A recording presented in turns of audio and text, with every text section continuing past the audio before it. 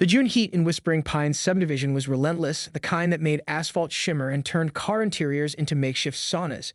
Dave Matthews stood in his modest backyard, garden hose in hand, watching his two children, Emma, 6, and Tyler, 4, dance impatiently around the deflated blue plastic pool lying on the lawn like a giant fallen jellyfish. "Daddy, is it ready yet?" Emma whined, already wearing her pink butterfly swimsuit and plastic goggles pushed up on her forehead. Tyler, armed with a plastic pirate ship and 3 rubber ducks, bounced on his heels beside her. "Almost there, kiddo," Dave replied, wiping sweat from his brow. "Just a few more minutes." What Dave couldn't see was Marjorie Kensington peering through her second-story window next door, phone pressed against her ear, lips moving in rapid-fire commentary. At 58, Marjorie had served on the Whispering Pines Homeowners Association board for 15 years and considered herself the neighborhood's self-appointed guardian of property values. The sight of the garish blue kiddie pool, $29.99 from Target, sent her into a tailspin of indignation. "It's happening again, Richard," she hissed into her phone to the HOA president. "The Matthews family is installing that monstrosity in their backyard. We discussed this last summer." Dave, blissfully unaware of the storm brewing next door, continued filling the pool. At 35, he and his wife Sophia had moved to Whispering Pines 3 years ago, drawn by the good schools and family-friendly reputation. The HOA rules had seemed reasonable on paper: no chain-link fences, garbage cans hidden from street view, lawn maintenance standards. Nothing that had warned him about the microscopic scrutiny of everything from holiday decorations to the height of bird feeders. "All done," Dave announced triumphantly as he turned off the hose.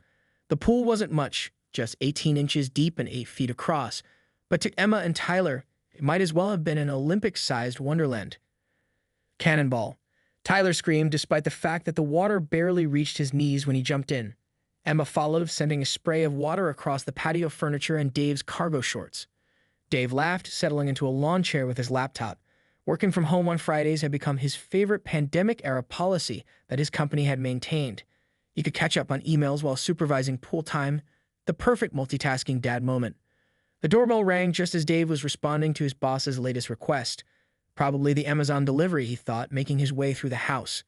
Instead, he opened the door to find Marjorie Kensington standing on his welcome mat, a folder clutched in her manicured hands, her face set in what could only be described as righteous disapproval. "Mr. Matthews," she began without preamble, "I need to speak with you about your unauthorized water feature installation." "Mine, what?" Dave blinked, genuinely confused. "The pool," Marjorie clarified, enunciating each word as if speaking to someone with limited comprehension. Section 7, Paragraph 3 of the HOA Covenant clearly states that all water features must be approved by the board before installation. Dave stared at her, the absurdity of the situation slowly dawning on him. "It's a kiddie pool, Mrs. Kensington. For my children." On a 90-degree day, Marjorie's eyes narrowed. "The covenant makes no distinction regarding size or purpose. Water is water, Mr. Matthews, and your facility constitutes an unauthorized reservoir." Behind Dave, the sound of children's laughter floated in from the backyard. The confrontation that was about to unfold would soon become neighborhood legend, the opening salvo in a suburban battle that would draw lines between neighbors, involve city officials, and ultimately reveal just how far one woman would go to enforce her interpretation of the rules. "An unauthorized reservoir," Dave repeated, unable to keep the incredulity from his voice. "It's barely 6 inches deep." Marjorie thrust her folder forward, flipping to a tabbed section with fluorescent yellow highlighting. "The depth is irrelevant, Mr. Matthews. The covenant is quite specific." Dave's phone buzzed in his pocket. Sophia checking in on the kids' pool day, no doubt. He took a deep breath. "Look, Mrs. Kensington, I've got 2 kids in the backyard and work emails piling up. Can we discuss this another time?" "This is precisely the kind of dismissive attitude that leads to neighborhood decline," Marjorie sniffed. "Today it's an unauthorized pool. Tomorrow it's flamingo lawn ornaments and vehicles parked on the grass." The slippery slope argument might have been comical, if not for the deadly serious expression on Marjorie's face. Dave started to close the door. "I'll take it down before dinner. Will that work?" "I'll need to document the violation first," Marjorie replied, pulling out her phone. "For the HOA records." Dave's patience evaporated. "You are not taking pictures of my backyard or my children." The commotion at the front door had attracted Emma's attention. She appeared beside her father, water dripping onto the entryway tile. "Daddy, who's the angry lady?" Marjorie's eyes widened at the puddle forming on the floor. "See? Water damage to the property already. This is exactly what the covenant aims to prevent." "Emma, honey, go back to Tyler, please," Dave said gently. To Marjorie, his tone hardened. "I think we're done here." We most certainly are not, Marjorie countered. As HOA board secretary, I'm issuing you a formal notice of violation. She extracted a pre-printed form from her folder and began filling it out with swift, angry strokes of her pen. Dave noticed his next-door neighbor on the other side, James Chen, retrieving his mail. James caught Dave's eye and gave a sympathetic grimace. The Chens had their own run-in with Marjorie last fall over Halloween decorations deemed excessively ghoulish. Here, Marjorie thrust the completed form at Dave. You got 48 hours to remove the unauthorized water feature or face a $100 daily fine. The matter will be discussed at the next board meeting on Tuesday. Dave took the paper without a word and firmly closed the door. Through the window, he watched Marjorie march across his lawn, pausing to take photos with her phone from the sidewalk. Just outside his property line, he noted with irritation. When he returned to the backyard, Tyler was floating his pirate ship while Emma practiced swimming on her belly in the shallow water. "Who was at the door, Daddy?" Emma asked. "Just a neighbor," Dave replied, not wanting to spoil their fun. His phone buzzed again. A text from Sophia. "Pool going up? Kids having fun?" Dave snapped a photo of the children playing and sent it with the message. "Kids loving it." Marjorie from the HOA, not so much. Apparently, we're harboring an illegal reservoir. Sophia's response was immediate. "You've got to be kidding me. What did you say?" "Nothing worth repeating in front of the kids," Dave texted back. As the afternoon wore on, Dave couldn't help noticing increased activity on the street. Mrs. Patel from across the way walked her Pomeranian past the house twice. The Johnsons slowed their car conspicuously when driving by. By 4 p.m., Dave had received texts from 3 neighbors asking about the confrontation with Marjorie. News traveled at light speed in Whispering Pines. When Sophia arrived home from her hospital shift at 5:30, she found Dave in the kitchen making dinner while the kids, now in dry clothes, colored at the table. "So," she said, kissing him on the cheek, "I hear we're operating an illegal water park." Dave handed her the violation notice. Sophia read it, her expression shifting from amusement to disbelief anger. "This is ridiculous," she declared. "What's next?" Citing the kids for making sidewalk chalk drawings. "Don't give her ideas," Dave muttered. After dinner, as they deflated the pool and stored it in the garage, Sophia's phone lit up with a notification. "Oh no," she groaned. "What now?" Dave asked. "Marjorie's posted in the neighborhood Facebook group," Sophia showed him her screen. She didn't name us specifically, but the post was clear enough. Reminder to all residents. All water features, including temporary installations, require board approval. Violations will be documented and fined accordingly. Property values depend on all residents following the covenant they agreed to upon purchase. 17 comments had already accumulated beneath the post, with neighbors taking sides. "This ends now," Dave said, taking out his own phone. "I'm not letting Marjorie bully us over a kiddie pool on our own property." What Dave didn't realize as he composed his response was that his simple decision to stand his ground would spark a neighborhood rebellion that had been brewing for years under Marjorie's iron-fisted rule, and tomorrow would only escalate the conflict to new, unexpected heights. By Saturday morning, Dave's response to Marjorie's Facebook post had garnered more reactions than any previous neighborhood discussion. His carefully worded message recounting the confrontation, complete with the phrase "unauthorized reservoir," had struck a chord with many Whispering Pines residents who'd experienced similar encounters with the HOA board. "I didn't expect to wake up to a revolution," Sophia remarked, scrolling through the dozens of comments over her morning coffee. "Look at this. The Andersons were cited for their bird bath last year. The Wilsons got a warning for their kids' slip and slide." Dave peered over her shoulder.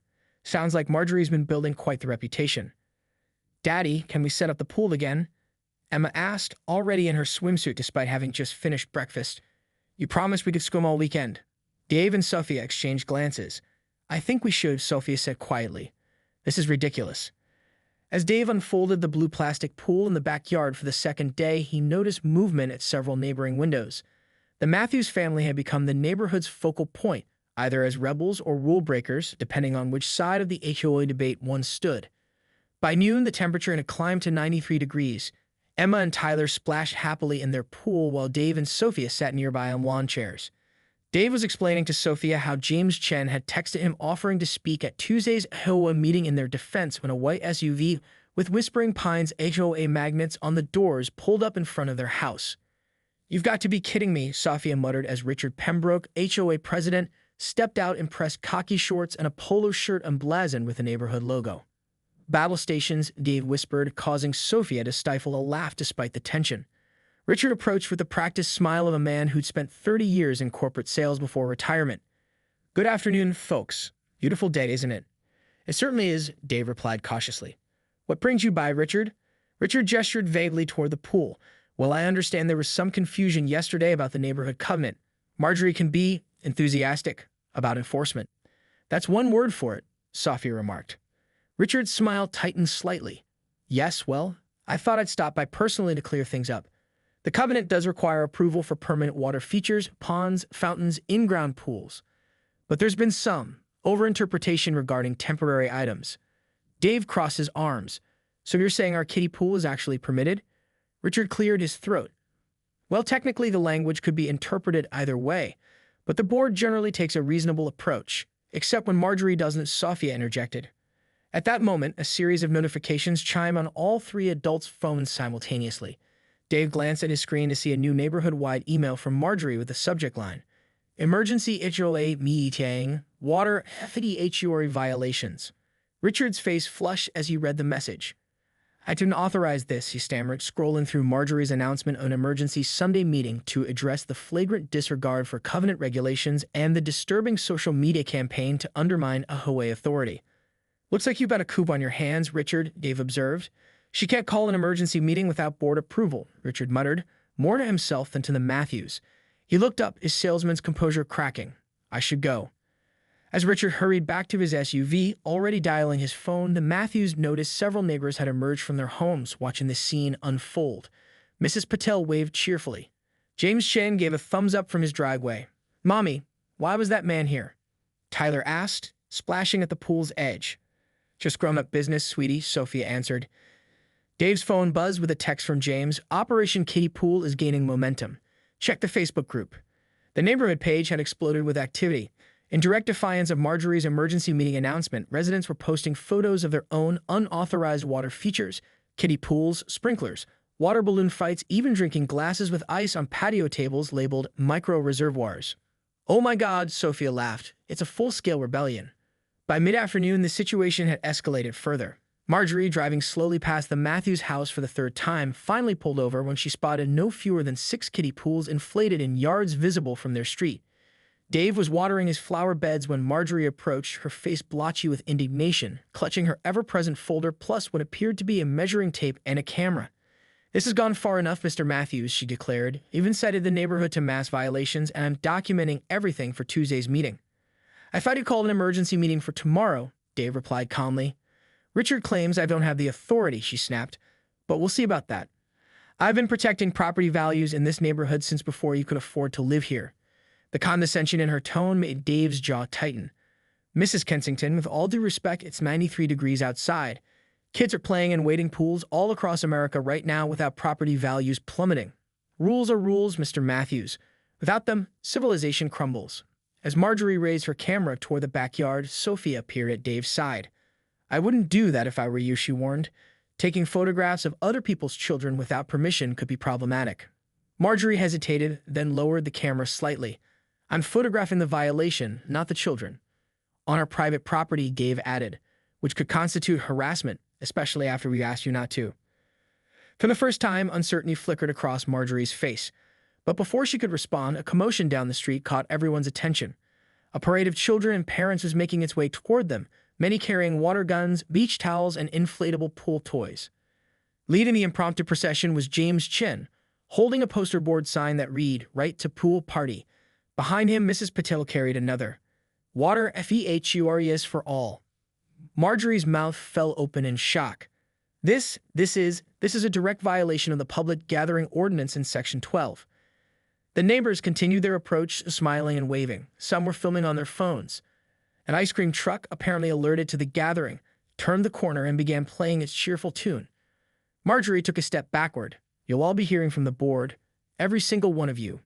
She retreated to her car as the water feature rebellion arrived in full force at the Matthews front yard. Dave and Sophia exchanged looks of astonishment. What had begun as a simple kiddie pool confrontation had morphed into something much bigger, a neighborhood finally pushing back against years of overzealous enforcement. And as the community gathered on their lawn with popsicles and laughter, the Matthews realized that Tuesday's HOA meeting would be unlike any Whispering Pines had ever seen. The weekend's water feature rebellion, as it was now being called in neighborhood text chains, had transformed from a single-family stand against ridiculous rule enforcement into a community movement. By Sunday evening, 17 kiddie pools dotted the lawns of Whispering Pines, each one a plastic symbol of defiance against HOA overreach. Marjorie had retreated into her house after Saturday's impromptu parade, emerging only to document violations from a distance with her telephoto lens.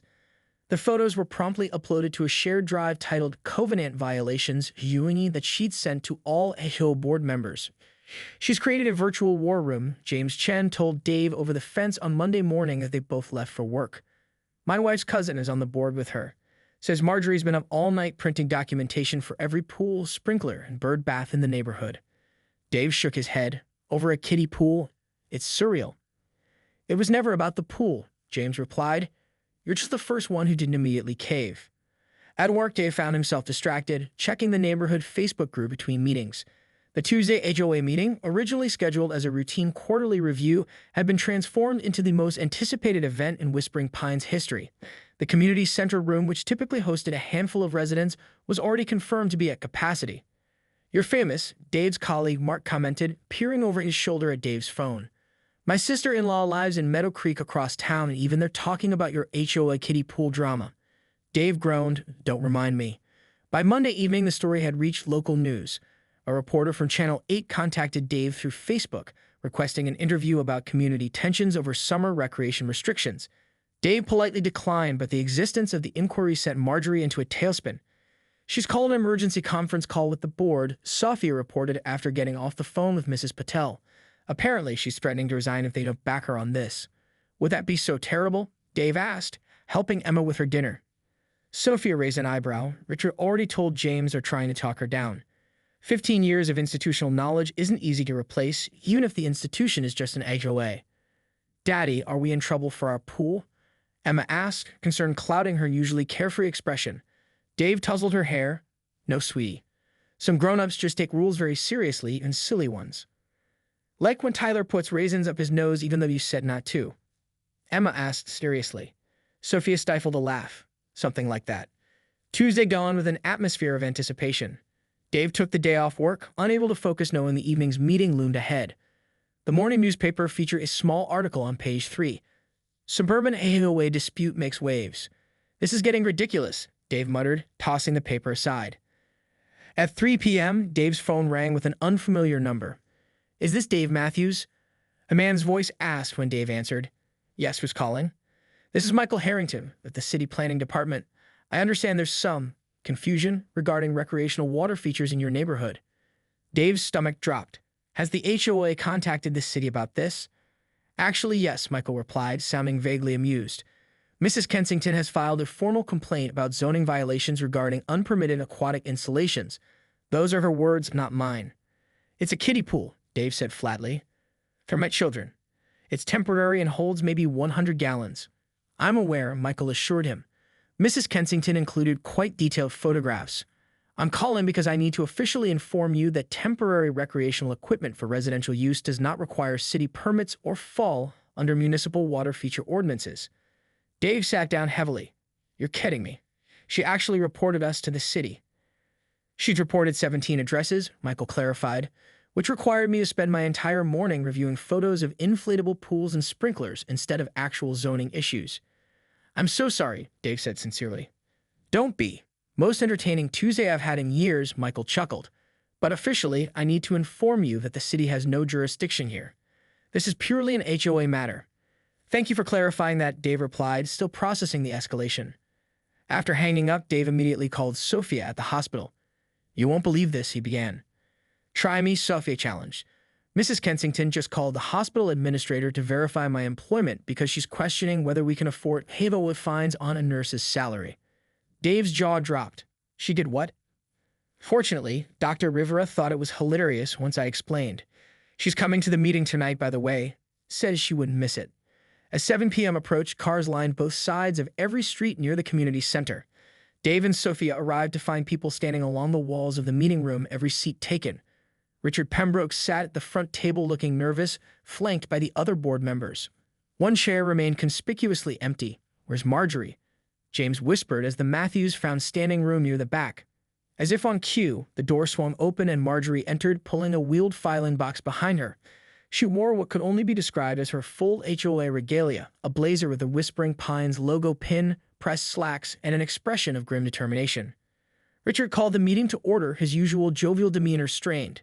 Before we begin our regularly scheduled agenda, I believe Mrs. Kensington has some concerns she'd like to address regarding covenant enforcement. Marjorie stood, surveying the packed room with apparent satisfaction at the turnout. She clearly interpreted the crowd as support for maintaining order. She couldn't have been more wrong. "Thank you, Richard." She began, opening her laptop to display a presentation titled The Slippery Slope of Covenant Violations. The first slide showed a before and after comparison of a lovely neighborhood deteriorating into disrepair with the caption, "This could be Whispering Pines." As many of you know, Marjorie continued, we've experienced an unprecedented wave of blatant disregard for our community standards. It began with a single unauthorized water feature. She clicked to a photo of the Matthews kiddie pool, and has spread like a contagion throughout our neighborhood. The room remained silent as Marjorie advanced through slides showing various kiddie pools, sprinklers, and even a dog drinking from a water bowl labeled Non-Compliant Canine Hydration Station. I documented 32 separate violations, Marjorie declared triumphantly, which at $100 per day per violation is specified in the covenant, amounts to $3,200 daily in potential fines. A murmur ran through the crowd. Richard cleared his throat uncomfortably. The city planning department has been notified. Marjorie continued, unaware that her coup de grace had already been neutralized. And while we await their enforcement action, I propose an immediate special assessment to hire additional covenant enforcement personnel. The room erupted into chaos. Richard banged his gavel futilely as residents shouted questions and objections. Marjorie stood firm at the podium, the picture of righteous indignation amid the disorder. Dave looked at Sophia, both realizing simultaneously that what they were witnessing wasn't just about kiddie pools anymore. It was the inevitable collapse of a system that had forgotten its purpose, to make the neighborhood better, not more miserable. As Richard finally restored some semblance of order, an elderly man in the front row slowly stood up. Everyone fell silent as they recognized Walter Johnson, the original developer of Whispering Pines and founder of the HOA 30 years earlier. "If I may," Walter said, his voice soft but clear, "I'd like to remind everyone why we created the covenant in the first place." All eyes turned to the man who had built their community from empty farmland, including Marjorie's, whose expression flickered between reverence and apprehension. What happened next would change Whispering Pines forever and redefine the meaning of community in a way none of them, especially Dave and Sophia Matthews, could have anticipated when they'd simply inflated a plastic pool for their children. Walter Johnson moved slowly to the front of the room, the whispers dying away as the 83-year-old developer reached the microphone. Marjorie remained at her post, clutching her pointer and presentation remote like talismans against the unexpected interruption. "I built Whispering Pines in 1991, Walter began, his voice carrying the gentle gravitas that comes with age. My vision wasn't about property values or perfect lawns. It was about families. A place where children could play safely, where neighbors knew each other's names, where community meant something." The room hung on his words, many residents having never heard the neighborhood's origin story directly from its creator. The covenant, Walter gestured toward Marjorie's laptop, was meant to be a framework, not a prison. Its purpose was to prevent truly destructive behavior, not to micromanage the joy out of everyday life. Marjorie shifted uncomfortably. "With all due respect, Mr. Johnson, without strict enforcement, standards inevitably decline." Walter smiled kindly. "Mrs. Kensington, I've lived long enough to know what truly devalues a neighborhood. It isn't kiddie pools or bird baths or even the occasional RV parked in a driveway. It's the absence of laughter. It's empty playgrounds and silent streets because families feel unwelcome." From the back of the room, Dave noticed several board members nodding in agreement. Richard Pembroke looked particularly relieved, as if Walter had articulated what he'd been unable to express himself. "I still have the original covenant drafts in my files," Walter continued. "Section 7, which Mrs. Kensington has referenced regarding water features, was specifically written to address permanent installations that might affect drainage or require utility adjustments, not children's pools." Marjorie's face flushed, but the language clearly states. "The language," Walter interrupted gently, "was written by me. And I'm telling you now, before all these witnesses, that temporary recreational equipment was never intended to be regulated." A spontaneous round of applause broke out. Marjorie looked stricken, her entire crusade undermined by the very authority she had invoked to support it. Richard seized the moment, standing to address the crowd. "I believe this clarification from Mr. Johnson gives us direction for moving forward. I propose we immediately amend the covenant to explicitly exempt temporary recreational equipment from approval requirements. Second, called out board member Jennifer Liu without hesitation. Marjorie gathered her papers with trembling hands. This is highly irregular. Amendments require proper notice and, all in favor, Richard asked, ignoring her objection. The room erupted in a chorus of ayes, including every board member except Marjorie. The motion carries, Richard declared, smiling for the first time that evening. Now about those documented violations. Consider them nullified, Walter suggested, to another round of applause. Marjorie stood frozen, the carefully constructed authority she'd wielded for 15 years crumbling around her. If the board won't uphold the standards that have protected our community, then I have no choice but to resign my position, effective immediately. She snapped her laptop closed. A moment of awkward silence followed, broken by Richard's diplomatic response. We thank you for your years of service, Mrs. Kensington. As Marjorie gathered her materials and marched toward the exit, the tension in the room dissolved into relieved conversation. Neighbors who had barely spoken to each other before the kiddie pool incident now chatted animatedly about forming committees for community events and playground improvements. Dave and Sophia exchanged glances of disbelief as they found themselves surrounded by well-wishers and neighbors introducing themselves for the first time. You started quite the revolution, Walter Johnson said, appearing at Dave's elbow. Sometimes it takes a small act of defiance to remind people what's truly important. We really just want our kids to cool off, Dave admitted, slightly embarrassed by all the attention. Walter chuckled. The best revolutions often start with the simplest needs. By the meeting's end, 4 new committees have been formed, focusing on community events, playground renovation, welcome packages for new residents, and to Dave's surprise, a neighborhood pool party scheduled for the following weekend in the community center's underused courtyard. As the Matthews family walked home under the stars, Emma skipping ahead and Tyler dozing on Dave's shoulder, Sophia squeezed her husband's hand. Who would have thought that $29.99 Target pool would change an entire neighborhood, she mused. I'm just glad it's over, Dave replied, though he couldn't help feeling a sense of pride at the unexpected outcome. The next morning, as Dave left for work, he noticed Marjorie in her front yard removing her Covenant Enforcement Committee chair sign from beside her pristine roses. Their eyes met briefly across the street.